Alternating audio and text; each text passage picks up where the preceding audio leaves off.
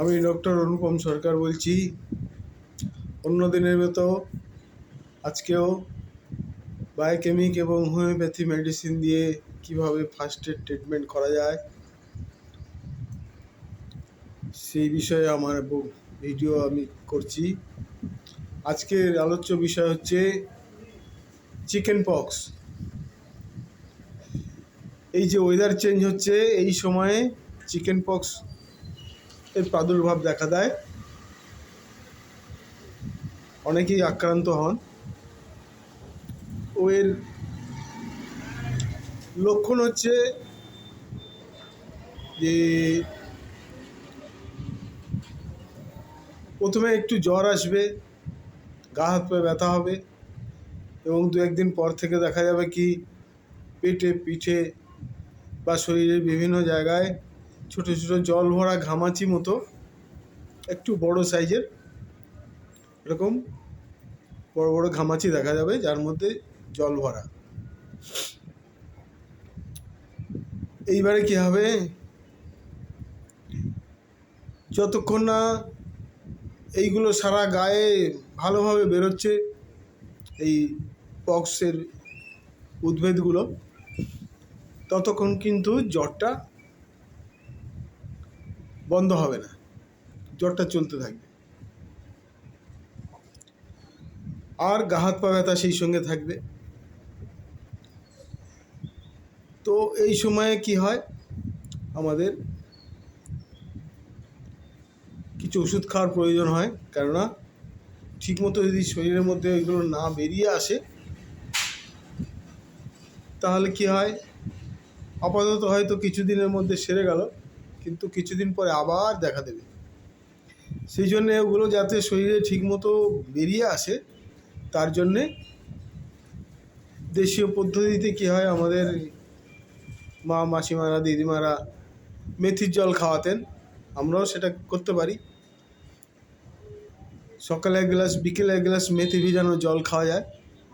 আর তার সঙ্গে আমাদের ওষুধ হচ্ছে জেলসিমিয়াম 200। এইটা একই দিনে 3 বার যদি খাওয়া যায়, তাহলে 24 ঘন্টার মধ্যে যতটা বেরোনোর উদ্ভিদগুলো বেরিয়ে আসবে। গায়ে, মাথায়, পায়ে, অনেকের মুখের মধ্যেও হয়। তো সেইগুলো বেরিয়ে গেলে কি হবে, জ্বরটা কমে যাবে, গা হাত পা ব্যথাটা থাকবে। আর পরবর্তীকালে যে ওষুধগুলোর প্রয়োজন হয়, জ্বরটা যদি না যায়, তখন ইউক্যালিপটাস মাদার টিনচার 10 ফোঁটা করে দিনে 3 বার খেতে হবে, যে কদিন জ্বরটা থাকবে। আর অন্য ওষুধ হচ্ছে ক্যালিমিউর 6X এবং ফেরামপস 6X।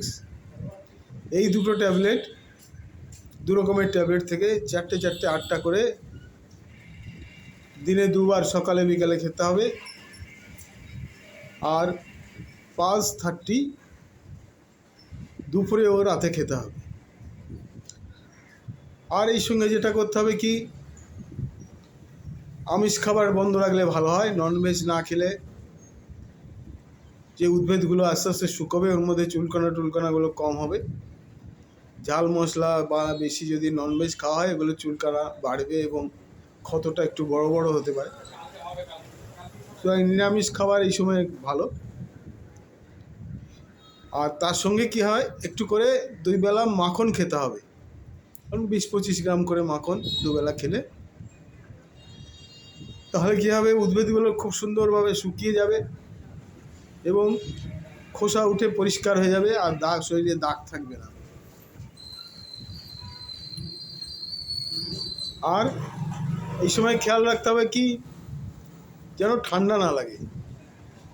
যদি ঠান্ডা লাগে, তাহলে অনেক সময় নিউমোনিয়ার মতো হয়ে যায়, চেস্ট কনজেশন হয়, বুকে সর্দি টর্দি জমে যায়। আর কোনো ঠান্ডা জিনিস বেশি খাওয়া যাবে না। আইসক্রিম জাতীয় জিনিস বা ডাবের জলও খাওয়া যাবে না। ডাবের জল খেলে অনেক সময় ঠান্ডা লেগে যায়। এছাড়া এই সময়ের যেসব খাবার সেগুলো আমরা যদি খাই সেগুলো কিন্তু আমাদের, আচ্ছা এই ওষুধগুলো খেতে হবে 15 দিন, পুরো 15 দিন, 7 দিন বা 10 দিন পরে স্নান করবে পেশেন্ট, তারপরেও 3-4 দিন খেতে হবে, তাহলে পুরোপুরি গায়ের খোসাগুলো উঠে যাবে এবং দাগ থাকবে না।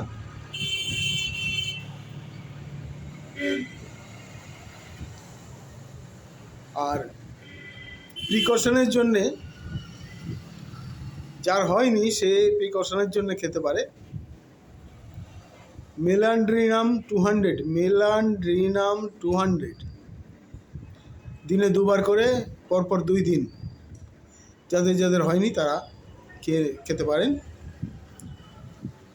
তবে কি প্রত্যেকটি মানুষের জীবনে একবার এই রোগ হবেই, সেটা 8 বছরেই হোক আর 80 বছরেই হোক, এবং এটা যত ছোট বয়সে হবে তত কষ্টটা কম হয় আর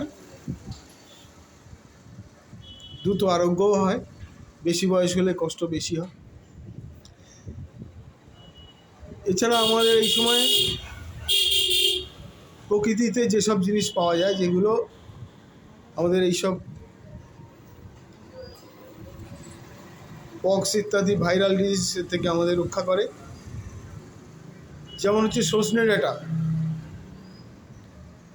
নিম পাতা, শিম,